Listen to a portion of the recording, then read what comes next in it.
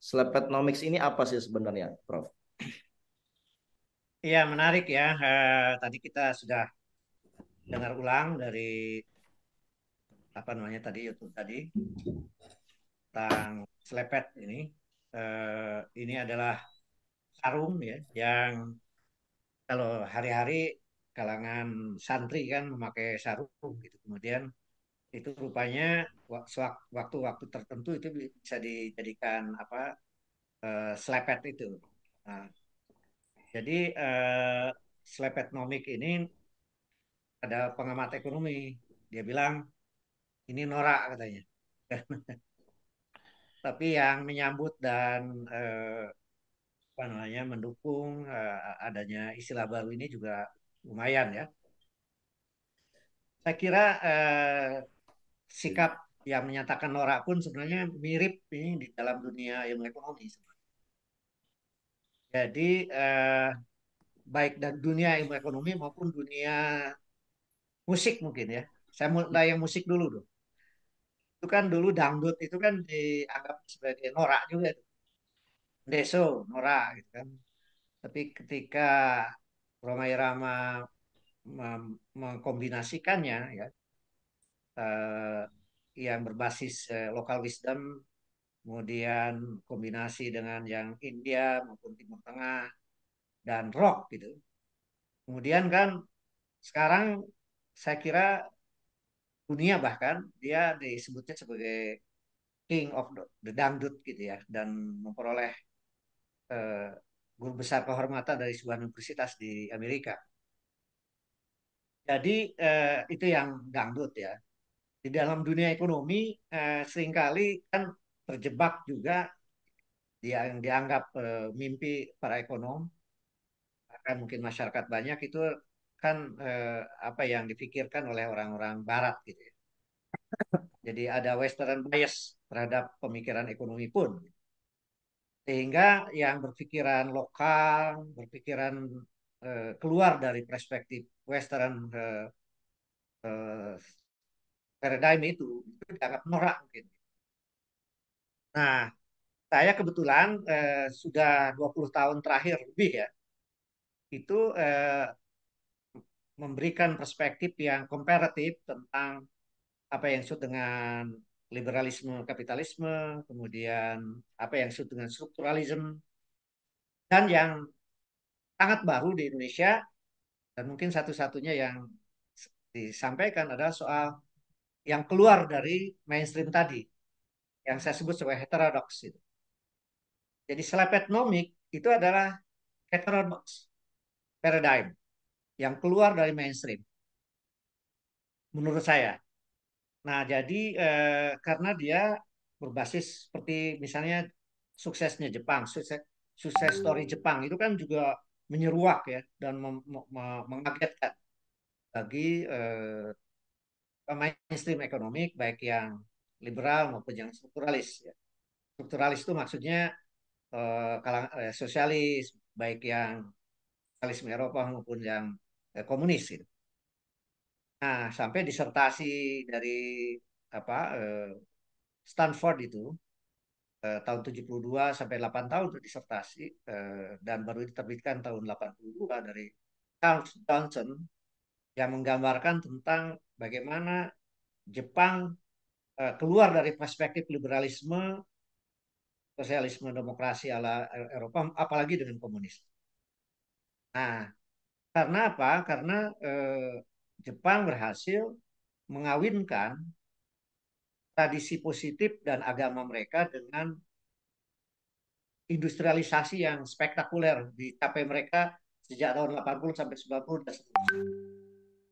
Jadi nilai-nilai tradisi uh, Shintoism dan agamanya dan tradisi-tradisi Jepang itu kemudian mewarnai manajemen Tekishe misalnya, Total Quality Control, yang kemudian menjadi Toyotaism itu kemudian terbukti di kala krisis tahun 90-an itu mengungguli sistem MBA misalnya, baik Eropa maupun Amerika. Itu pun dari model Japan Incorporated, yaitu kerjasama, jadi kooperatif bukan competition. walaupun secara mikro ada competition, tapi secara makro itu cooperation, sistem kontrak antara yang besar, Daihatsu, dengan yang menengah dan yang kecil, UMKM. Dan eh, semua perusahaan-perusahaan raksasa Jepang itu apa namanya, underdeal-nya atau part-nya, baik pemobilan misalnya, itu dikerjakan oleh UMKM. Hanya mesinnya aja, yang core-nya aja yang dikerjakan. Nah, kembali ke Indonesia, saya melihat juga eh, nanti masuk ke bagaimana Indonesia dengan Slepetnomics ini yang dibilang Nora itu memang ini akan membangun sebuah konstruksi ekonomi yang agak mirip Jepang itu, tetapi tetap saja beda. Di mana nanti dengan semangat yang The Founding Father katakan itu adilan untuk seluruh rakyat Indonesia, sekarang Amin mengatakan adil makmur untuk semua, itu dijadikan sebagai platform utama di dalam pembangunan ekonomi. Mengapa? Karena selama ini Indonesia terjebak kepada, bukan terjebak, sudah masuk pada middle income trap. Bayangkan dari tahun 2000 sampai hari ini hanya meningkat 3 kali lipat income per kapita, GDP per kapita kita. Jadi sudah untuk sampai 10.000 susah banget. Mengapa? Karena terjebak oleh yang saya sebut sebagai liberalisme primitif. Dia ingin nyoba-nyoba mengadopsi neoliberalisme Amerika dengan GDP oriented itu, tetapi kemudian institusinya uh, apa tidak dibangun, institusi sosial, institusi ekonomi, institusi politik yang berakar pada rakyat. Demokrasi dibajak oleh oligarki dan apa dinasti. Kemudian apa namanya, uh, lebih senang kerjasama asing, apakah itu dari utara, Chinese, RRC atau Tiongkok atau ke Amerika selama sebelum-sebelum ini. Tidak punya kepercayaan diri membangun konstruksi ekonomi yang berbasis lokal. Asing itu adalah melengkapi, yaitulah Jepang.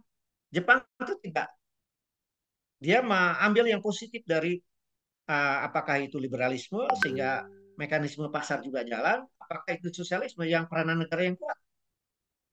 Nah, Indonesia secara normatif sudah seperti itu. Tapi kemudian perjalanan terutama era reformasi itu makin jauh dari semangat konstitusi. Jadi menurut saya, slap economic adalah secara paradigm dia ingin shifting kembali ke konstitusi. Tapi kemudian secara lebih teknokratis adalah slap economic itu adalah enforcement. Jadi bagaimana prinsip konstitusi, undang-undang yang inline dengan konstitusi itu ditegakkan di dalam kebijakan-kebijakan ekonomi di tingkat makro agregat maupun di daerah-daerah gitu.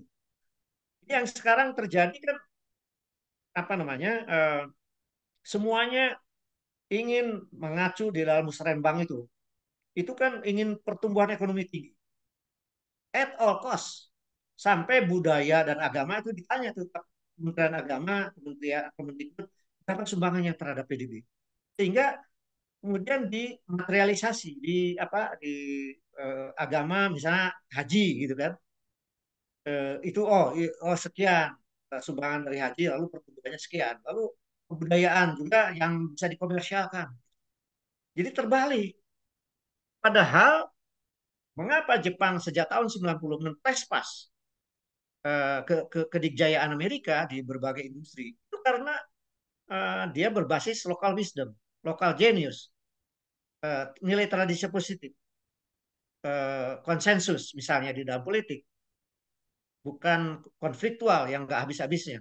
Kemudian dalam dalam ekonomi makro pun itu adalah Japan Incorporated.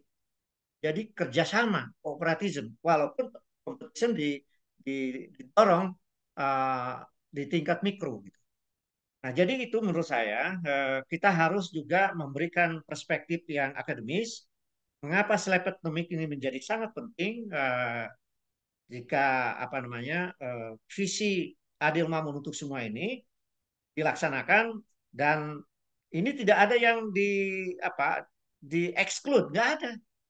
Yang besar terus berkembang, yang kecil kita naikkan kelasnya, yang menengah makin besar, ada middle class yang besar kayak di Eropa sehingga menjadi kokoh itu kala krisis maupun di kala booming. Nah, jadi nggak benar itu, ada framing ya seolah-olah ini anti besar, nggak perlu anti. Jadi yang besar itu, yang penting jangan lagi dia menjadi investor politik supaya mereka fokus ya menjadi champion pemain industri yang efisien dan efektif di tingkat nasional, di tingkat ASEAN, Asia sampai global gitu loh. Sementara yang kecil dinaikkan dengan program-program tadi, apa namanya, dana desa naik dari 1 miliar, katakanlah 500 juta sampai 5 miliar. Ya. Nah, nanti kita lihat juga fiskal kapasitinya, tapi dinaikkan lah. Kemudian ada kamu, yaitu kalangan milenial, Gen Z juga naik ya dengan kredit, kamu itu kredit kaum milenial kan kira-kira gitu ya, yang fresh graduate lah kan gitu. Kemudian ada 29 ya, titik sejahtera yang akan dibangkitkan nanti, tentu saja dengan orkestrasi yang pemerintahan ini adalah kredibel, negara yang kredibel, governance tidak korup, dan membersihkan juga sekelilingnya baik di kabinet maupun di parlemen dan di pemerintah daerah. Ini saya kira dambaan semua rakyat Indonesia. Jadi Slepenomik adalah menegakkan kembali ekonomi yang berbasis kepada local wisdom, dan normatifnya sudah ada di Pancasila dan Undang-Undang Dasar 45. Nah, jadi tergantung. Nanti kita shifting dulu nih. Ini selepet pertama. Nanti kemudian kalau mulai terjadi, banyak yang dikoreksi. Banyak yang dikoreksi. Apakah itu uh, food estate, karena itu sentralistik, kemudian merusak lingkungan, militaristik, kemudian juga IKN yang makin meningkatkan timbangan bahkan. Tapi membangun 40 kota yang sifatnya itu adalah indikatif. Ya, misalkan dari 400-an T itu kemudian masing-masing kan rata-rata 10 T ya, itu diberikan insentif sedemikian kota-kota menjadi new growthful, pusat-pusat pertumbuhan ekonomi baru yang makin menciptakan pemerataan, yang mengurangi ketimpangan yang sangat buruk sekarang ini, gitu loh. Mungkin sampai situ dulu. Kalau saya masih banyak bahan tapi nanti terlalu lama ya.